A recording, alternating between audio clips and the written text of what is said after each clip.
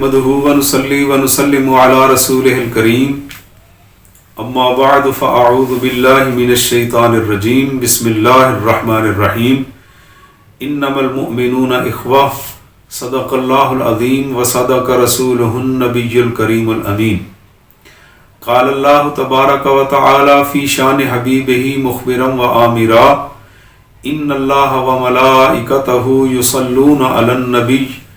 یا ایہا الذین آمنوا صلوا علیہ وسلموا تسلیما الصلاة والسلام علیک یا رسول اللہ وعلی آلک واصحابک یا حبیب اللہ الصلاة والسلام علیک یا رحمتا للعالمین وعلی آلک واصحابک یا خاتم النبیین الصلاة والسلام علیک یا رسول الثقلین وعلى آلک واصحابک یا جد الحسن والحسین۔ السلام علیکم ناظرین کرام، قاضی ریاض احمد معینی آپ سے مخاطب ہے۔ اسلام نے غلاموں کو کیا دیا، اس سیریز کی یہ چوتھی ویڈیو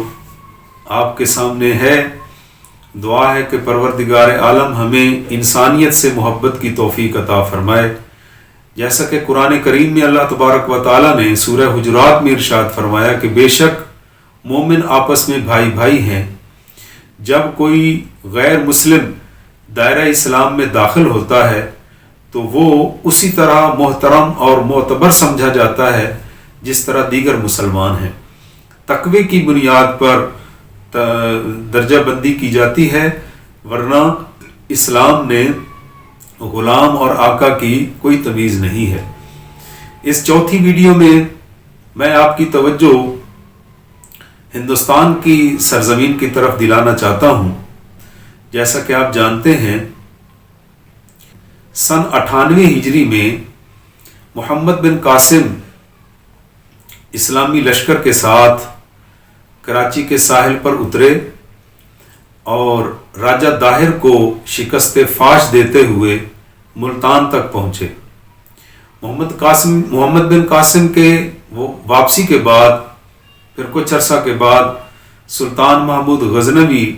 یہاں تشریف لائے اور انہوں نے ہندوستان پر 17 حملے کیے، لیکن وہ بھی یہاں سلطنت نہ بنا سکے اور واپس چلے گئے۔ پھر کچھ عرصہ بعد ملک غور کے سلطان معز الدین سام نے اپنے چھوٹے بھائی سلطان شہاب الدین غوری کو ہندوستان کی فتح کے لیے بھیجا۔ سلطان شہاب الدین غوری پہلے تو کامیابی حاصل نہ کر سکے، لیکن بعد میں دوسری مرتبہ حضرت خواجہ خواجگان خواجہ معین الدین چشتی اجمیری رحمۃ اللہ علیہ کی دعوت پر، آپ کی ترغیب پر دوبارہ ہندوستان پر ہمراہ آور ہوئے اور حضرت خواجہ صاحب کی دعاؤں کے توسل سے اللہ تبارک و تعالیٰ نے انہیں فتح نصیب فرمائی اور آپ کے مقابلے میں راجہ پرتھوی راج کو شکست فاش ہوئی۔ حالانکہ اس کی مدد کے لیے ہندوستان بھر سے تقریباً 150 راجے اسلامی لشکر کے خلاف لڑنے کے لیے اکٹھے ہوئے، لیکن وہ سارے شکست فاش سے دوچار ہوئے۔ سلطان شہاب الدین غوری بھی فتح حاصل کرنے کے بعد واپس اپنے ملک غور چلے گئے اور ان کا ایک منہ بولا بیٹا اور ترک غلام قطب الدین ایبک تھا، اس کو ہندوستان کے معاملات سنبھالنے کے لیے چھوڑ کر گئے۔ تو آپ نے ملاحظہ فرمایا کہ یہاں پر بھی ایک غلام کو یہ سعادت ملی کہ اس نے ہندوستان میں پہلی اسلامی ریاست کا سنگ بنیاد رکھا۔ قطب الدین ایبک نے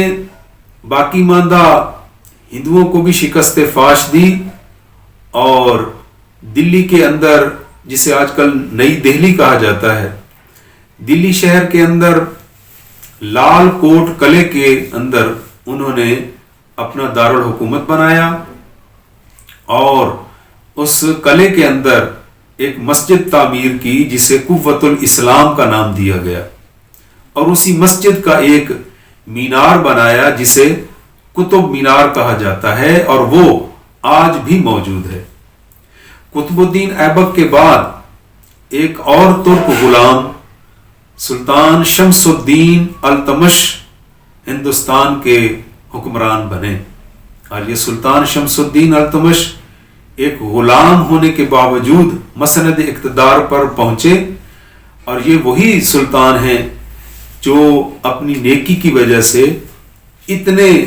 معروف اور مشہور ہیں کہ حضرت خواجہ قطب الدین بختیار کاکی رحمۃ اللہ علیہ کا جنازہ اگر پڑھایا ہے تو سلطان شمس الدین التمش نے پڑھایا ہے۔ اس کے بعد اس کی بیٹی رضیہ سلطان تقریباً 3.5 سال تک ایک غلام کی بیٹی،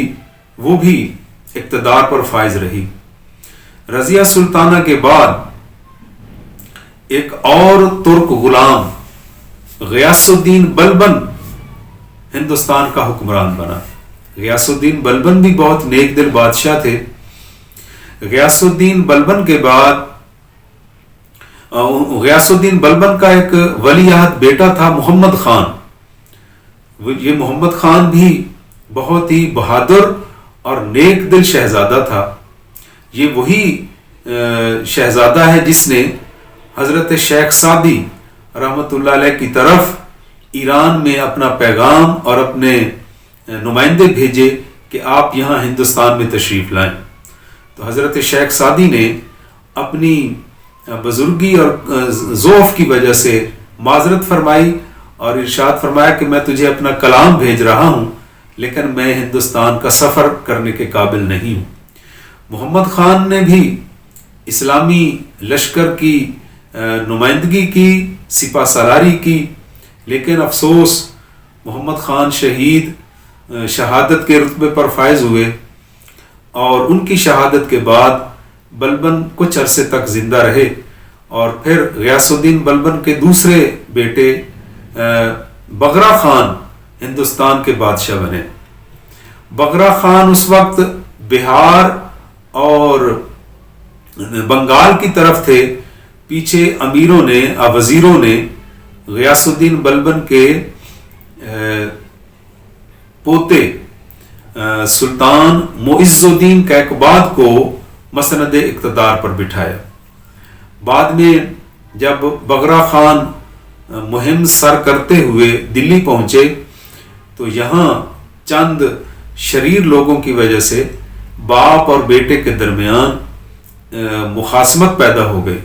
مخالفت اتنی بڑھی کہ معز الدین نے اپنے باپ کے بارے میں یہ پیغام جاری کیا کہ میرا باپ آ کر میری اطاعت اختیار کریں اور میرے سامنے آ کر جھکیں۔ تو جب یہ صورتحال ہوئی تو اسلامی لشکر کا آپس میں ٹکرانے کا خطرہ ہوا، تو حضرت خواجہ نظام الدین اولیاء رحمۃ اللہ علیہ کے فیض یافتہ حضرت امیر خسرو، جو فوج میں اعلیٰ منصب پر فائز تھے، انہوں نے اپنے پیر و مرشد کے حکم پر بغرا خان اور معز الدین کیقوباد کے درمیان صلح کروا دی۔ تو اس سے ہمیں یہ بھی معلوم ہوا کہ اللہ کے نیک بندے اور ان کی صحبت میں رہنے والے وہ لوگوں کو آپس میں لڑایا نہیں کرتے، بلکہ انہیں ان میں صلح کروایا کرتے ہیں اور ان میں محبت پیدا فرمایا کرتے ہیں۔ تو حضرت امیر خسرو کی یہ کوشش کامیاب ہوئی اور باپ بیٹے کے درمیان صلح ہو گئی۔ بغرا خان واپس بہار اور بنگال کی طرف چلا گیا اور اس کا بیٹا معز الدین یہاں ہندوستان پر حکمرانی کرتا رہا۔ تو آج کی اس ویڈیو میں بھی ہم نے یہ ثابت کرنے کی کوشش کی ہے کہ ہندوستان کی سلطنت کے پہلے بانی مبانی، جنہیں خاندان غلامہ کہا جاتا ہے، یہ سب کے سب غلام تھے اور اسلام نے انہیں مسند اقتدار پر پہنچا دیا۔ تو ہم سب یہ کوشش کرنے میں الحمدللہ کامیاب رہے کہ آپ حضرات کے سامنے اور خاص طور پر جدید نسل نو کے سامنے یہ ثابت کرنے میں کامیاب رہے ہوں گے کہ اسلام ہی وہ دین متین ہے جس میں مساوات کا درس دیا جاتا ہے، جس میں غلاموں کو اتنا اعلیٰ مقام اور مرتبہ عطا کیا گیا ہے۔ حالانکہ آپ سب لوگ جانتے ہیں کہ جب امریکیوں نے افریقہ پر حملہ کیا تو یہاں سے باقاعدہ جو سیاہ فام لوگ تھے انہیں زنجیروں میں جکڑ کر یورپ کی اور امریکہ کی منڈیوں میں بیچا جاتا تھا، اور ان غلاموں کی کوئی حیثیت نہیں تھی۔ اور اس کی ایک واضح مثال آپ کے سامنے ہے، سابقہ امریکی صدر براک اوباما بھی افریقی نسل سے تعلق رکھتے ہیں، اور ان کے آباء و اجداد یہاں سے جانوروں کی طرح بحری جہازوں میں بھر بھر کر امریکہ اور یورپ کی منڈیوں پر فروخت ہوئے، اور ان کو غلامی کی اذیت ناک زندگی کا سامنا کرنا پڑا۔ لیکن وہ تو اپنے بل بوتے پر، کیونکہ وہ بھی اللہ کی مخلوق ہیں، انہوں نے اپنا مقام اور اپنا مرتبہ حاصل کیا، اور جنہوں نے تاریخ اسلامی کو پڑھا وہ اسلام کی طرف راغب ہوئے۔ اور آج کل سیاہ فام، سفید فام انگریزوں کے ساتھ ساتھ سیاہ فاموں کی بھی اکثریت، ایک غالب اکثریت اسلام کی طرف راغب ہو رہی ہے، اور ہمیں اس چیز کو یہ اجاگر کرنا ہے کہ ہم رنگ اور نسل اور وطن کی بنیاد پر تقسیم کو ختم کریں، اور نیک اور بد، اچھے اور برے کی تقسیم جو اسلام نے ہمیں عطا فرمائی ہے اس کو پیش نظر رکھتے ہوئے ہر انسان کی مدد کریں، اور ہر صاحب کلمہ کی، جو کلمہ شریف پڑھنے والا ہے، اس کی عزت کریں اور احترام کریں۔ غیر مسلموں کے ساتھ بھی ہمیں نیک سلوک کی توفیق بخشی گئی ہے، جب تک کہ وہ شاعر اسلامی کا مذاق نہ اڑائیں یا مخالفت پر نہ آئیں۔ اگر وہ آ جائیں تو پھر اسلام میں آج بھی جہاد کا حکم موجود ہے۔ اللہ تعالی ہمیں جہاد کے ساتھ ساتھ مسلمانوں کے ساتھ اور پرامن غیر مسلموں کے ساتھ نیک سلوک کی توفیق عطا فرمائے۔ وما علینا الا البلاغ المبین۔